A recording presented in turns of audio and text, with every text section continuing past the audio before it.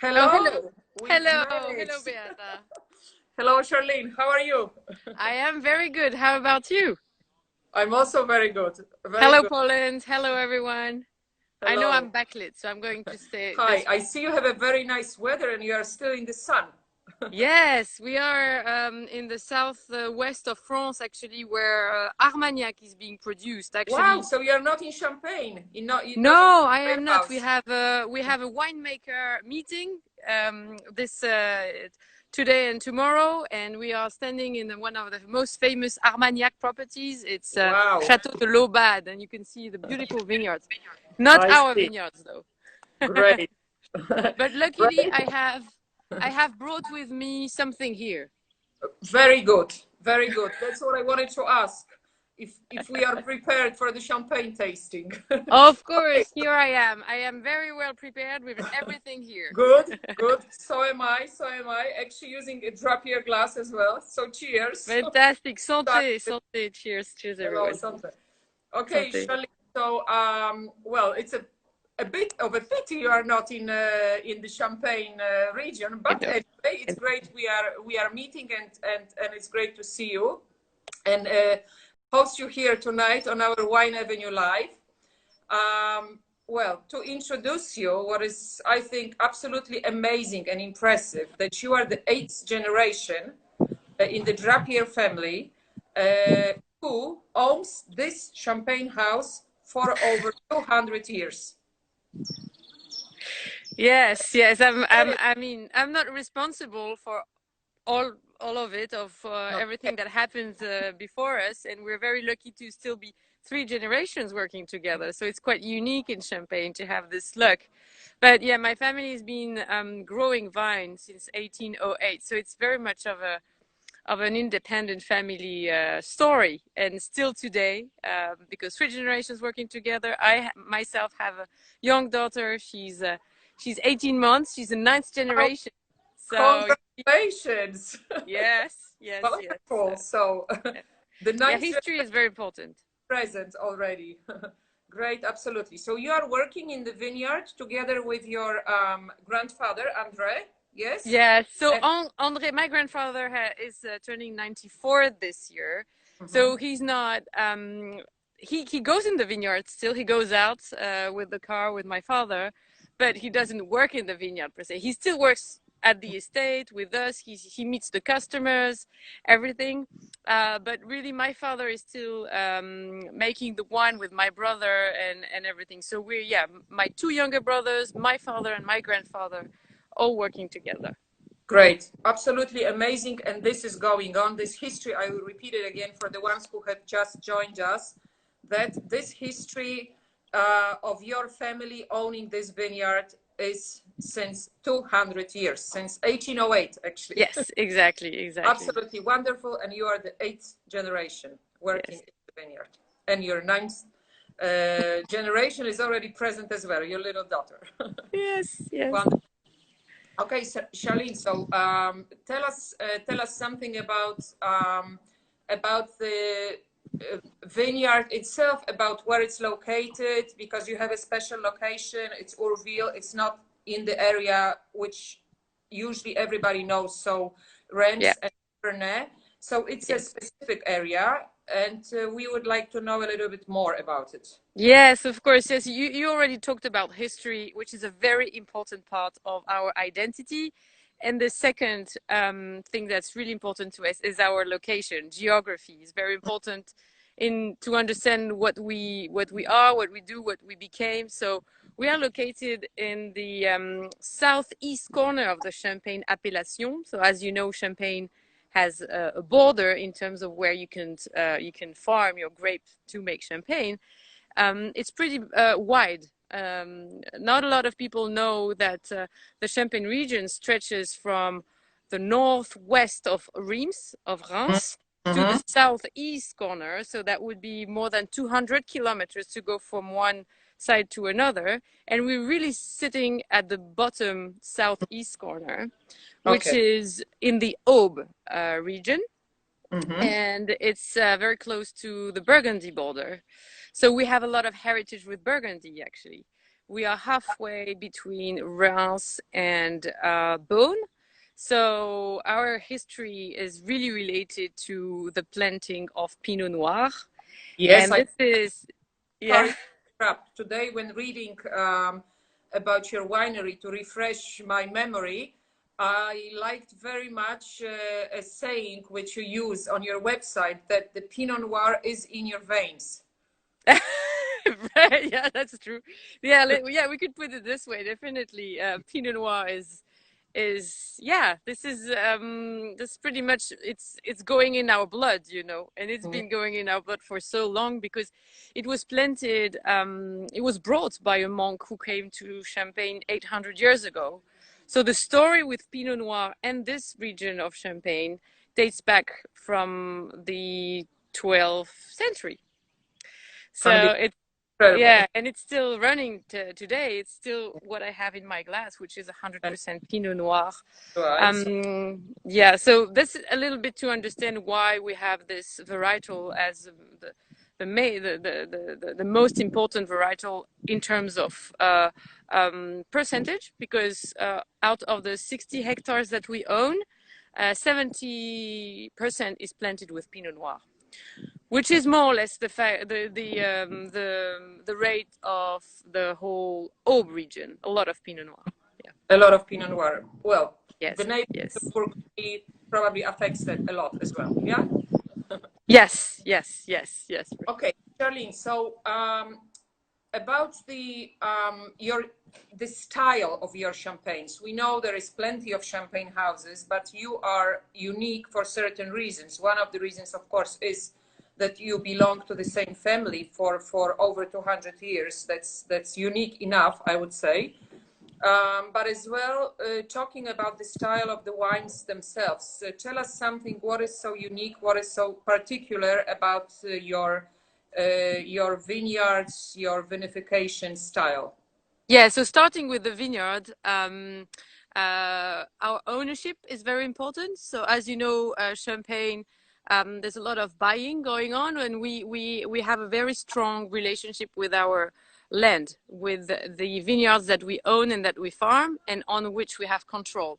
So that's really important for us to keep the control. That's my brother's job, Hugo. He's in charge of the vineyard part. So this way he can himself say, okay, I want this vineyard to be picked up 4 days later than the rest of Champagne. So making, again, our independent decision is very important to make the style that we want.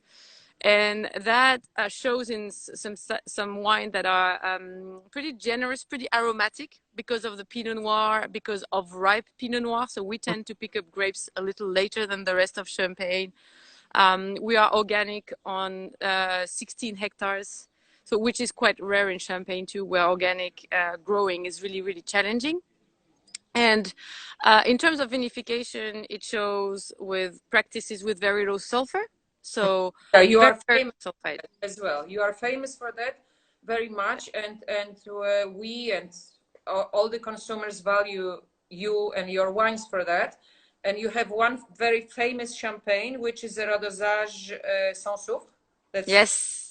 So that was the already the zero dosage that I have behind me here is already very low in sulfur, because my father has worked in making low sulfur champagne for over 30 years, and he came to a point where he could understand how to make an absolutely no added sulfur champagne. This was about starting doing it 15 years ago, and it was released 9 years ago now in 2011. And it was, back in the days, it was something that was very rare, and he started to extend this knowledge to the rest of our range, and still making low sulfur all across the range. So this zero dosage, the one that you're mentioning, the no sulfur one, is 100% Pinot Noir, no dosage, no sulfur. So the dosage thing is also something that we started investigating a long time ago. 25 years ago, so way before dosage was actually a discussion. So for those of you who joined, dosage is the fact of adding a little bit of sweetness of sugar to the champagne after disgorgement, and which we do on most of our cuvées. We do add dosage, but we created... sorry to interrupt, it's what we call liquid d'exposition? It's what we call liqueur d'expédition. Yes, exactly. Yes, yes. Which is liquid. You're right on that. But it's also liquid. Yeah.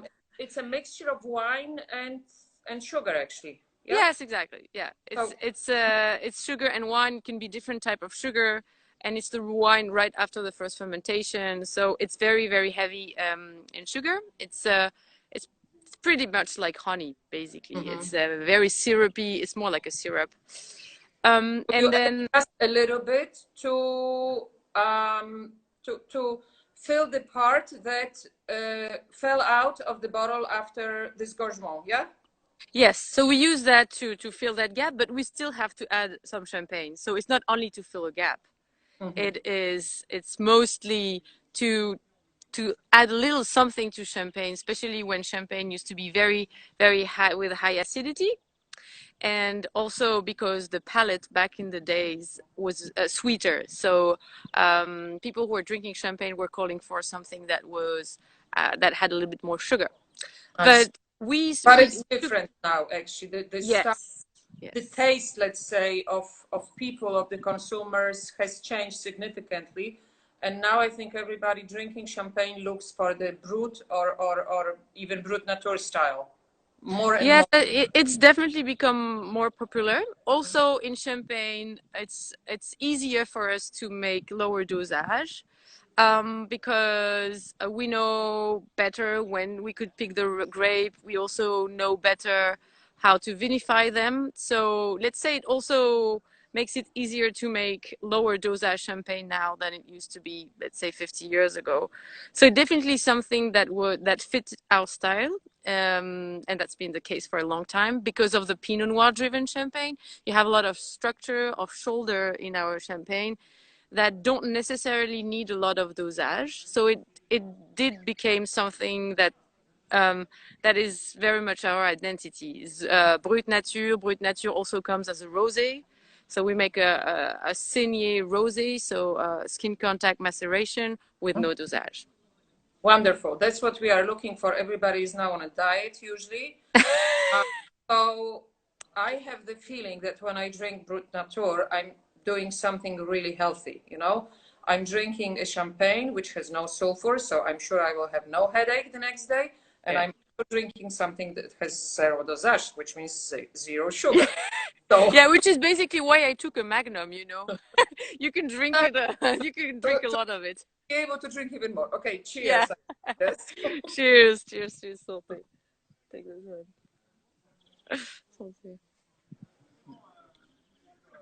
Okay, and now maybe going back, or maybe we should start from that.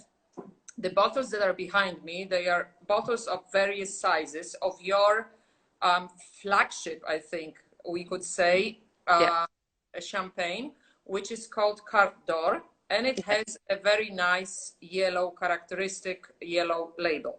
Yes. So, first of all, tell us where the idea of the label come from. Why is it yellow? What stands behind it? Yeah, I know it's quite unusual to have this bright honey-like yellow. It's been our historical label since the early 50s. So my grandparents picked it because they thought it was reflective of the aromas of this that was in the bottle, but more specifically because one sommelier mentioned to them that it really reminded them of quince. So I don't know if you have quince in Poland. I will say it in Polish for everybody. It's pigwa. It's a rare fruit. It's very acidic. It's like a North European lemon. Yes. Yeah. It needs to be cooked, and when it's cooked, it becomes softer. It becomes softer, and it has a very nice taste. Yeah, it's true, especially if you add sugar to that. Yes. It's pretty similar to the jacket you're wearing, actually, in the colors. Right. No, I didn't want to say. I'm really happy you were mentioning it because it's not a coincidence. Wow. Okay. I'm thinking You're about branded. And then I thought, well, the labels are yellow, so maybe I also put something yellow. Not exactly. So you're branded all the way through. That's great. not exactly. Yeah, so that came from the which is still, I think, very reflective of what's in the glass when you drink Carte d'Or, which is our flagship, as you mentioned. Very generous, very peachy, apricot. It's like, yeah, a bowl of stone fruit. So the style of Drappier is very much on that stone fruit flavor. And we kept the label because we think it's very relevant of what's inside the bottle. And you also mentioned that that you have them in different sizes. That's yeah. another thing you are famous for, because you produce bottles starting from the mini bottle, so the quarter bottle, Yes. 0.2 liters, Yes. finishing on 30-liter bottles, which is incredible. All the way through, you have all the range. Yes, exactly. So that's very unusual because in champagne, well, you could actually make larger bottle champagne. You would see that, but usually they're not made with the original way, meaning that you transfer from a small bottle to a large bottle. When my father came with the idea of making his own bottle fermentation, so we're the only one in Champagne to actually be able to produce very, very large format, up to a 30-liter with the bottle fermentation. So with all the advantages of fermenting in the final bottle that you have on your table. So the second fermentation actually takes place in those sizes. Yes, you didn't know that, so I taught you something today. It's something new.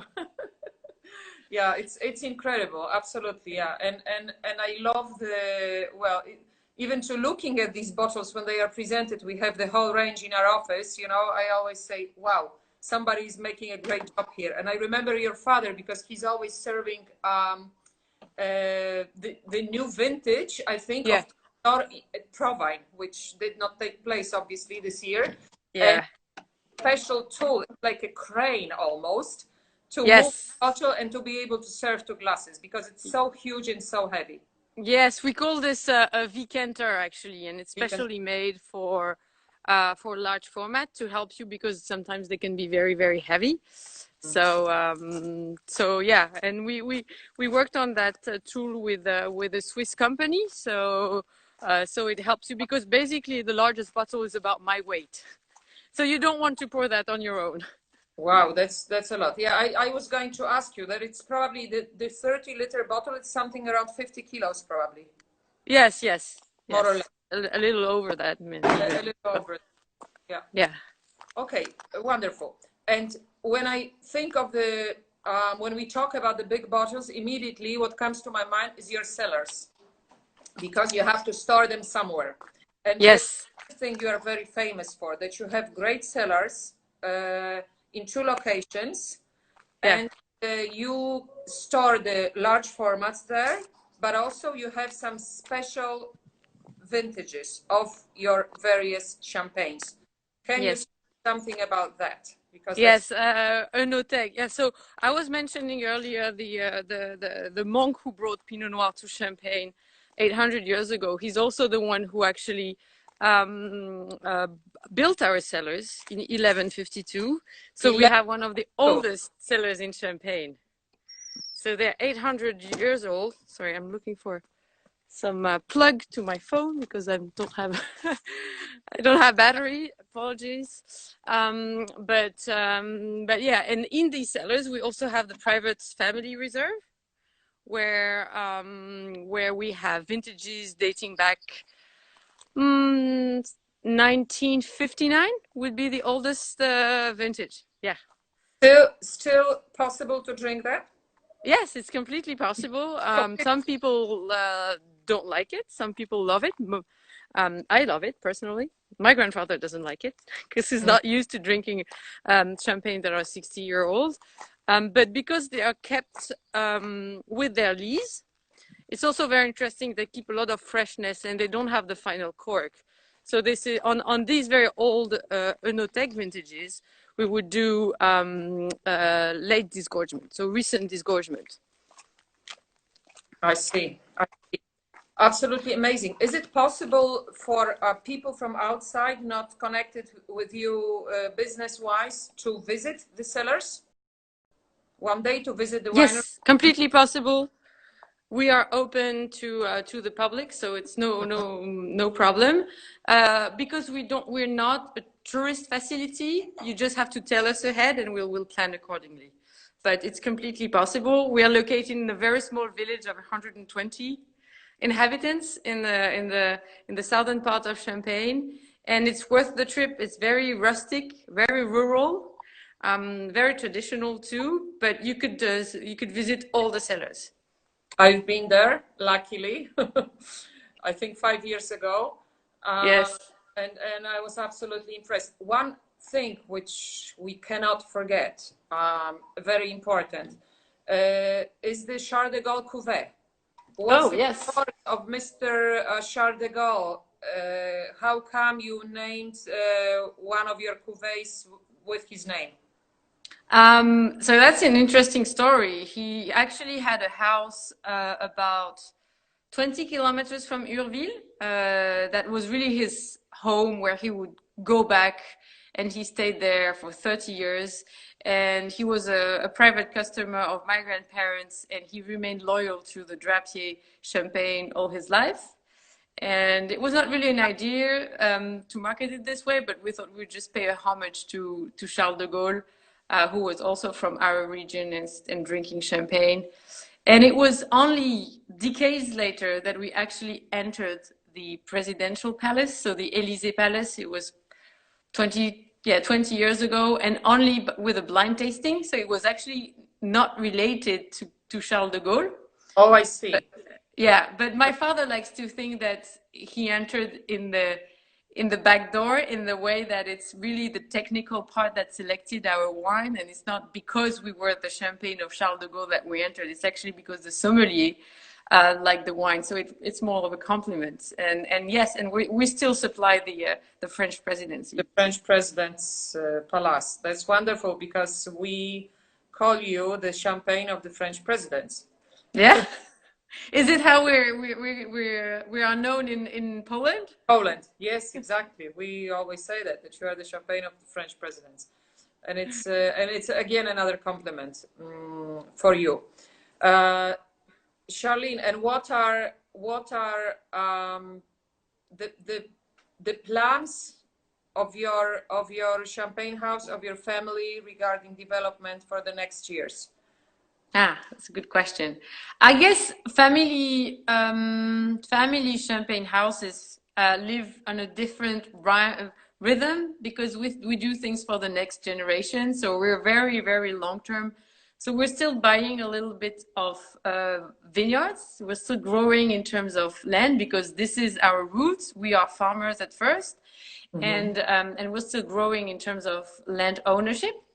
And the other different research fields that we're exploring, creating new cuvées, still focus on all varietals. So my father's been planting all varietals. He started doing research on that about 20 years ago.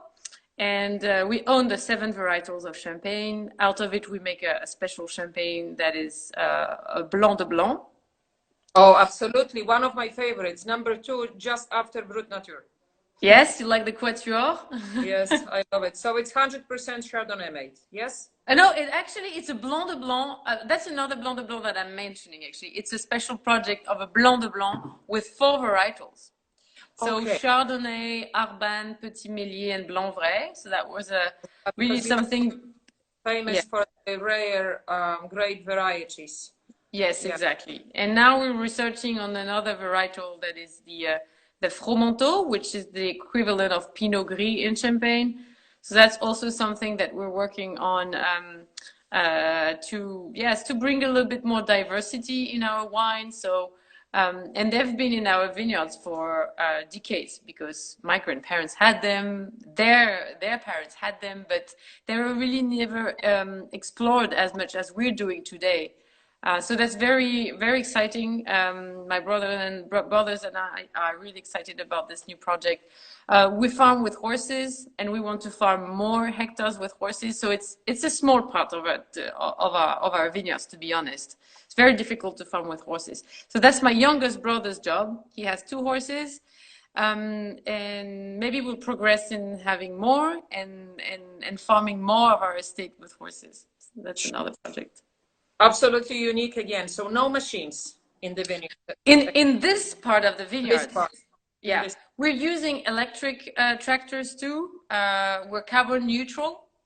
We're the only house that we don't have any carbon footprint. Anything that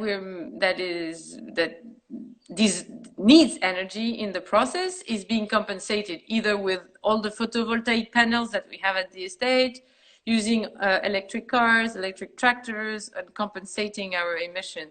So, and my brother wants to go beyond that, and he wants to be carbon positive, meaning, having a negative impact on the environment. So that's also a project we're working on. You are an incredible champagne maker, I think, and really impressive. And the whole story of the family really shows the tradition you have, but you are all the time having new initiatives and showing us something new. And I'm sure we're trying. I think that's what also keeps us alive. You know, we're because also we're family. We want to add. My generation wants to add its. You know, we say in French, it's sand. It's like meaning I want to add my little touch and bring something to everything that's been done before me. And I think that's really what keeps us entertained and very, very strong as a family. Congratulations. Thank you. Thank you, Beata. I really love with your champagnes. We are really doing whatever we can to present them, to show them to our public, our customers. And well, thanks for giving us the great products that we can have and enjoy here in Poland. Thank you for drinking some champagne Drappier in Poland. I appreciate that. I hope that you will celebrate at the end of the year even more after everything that happened, and we'll be proud. Yes, yes. You can even pick a Magnum or a larger bottle now that you know it's fermented. But thank you for talking to me today, and again, and everyone come to Urville for a visit. I'd be happy to have you. Great, we will come. Polish okay. Coming to Urville. Thanks a lot again, and it was great talking to you. Cheers again. Cheers. Thank you, Beata. Thank you. Bye bye. Bye everyone. Bye. Bye. Thank you.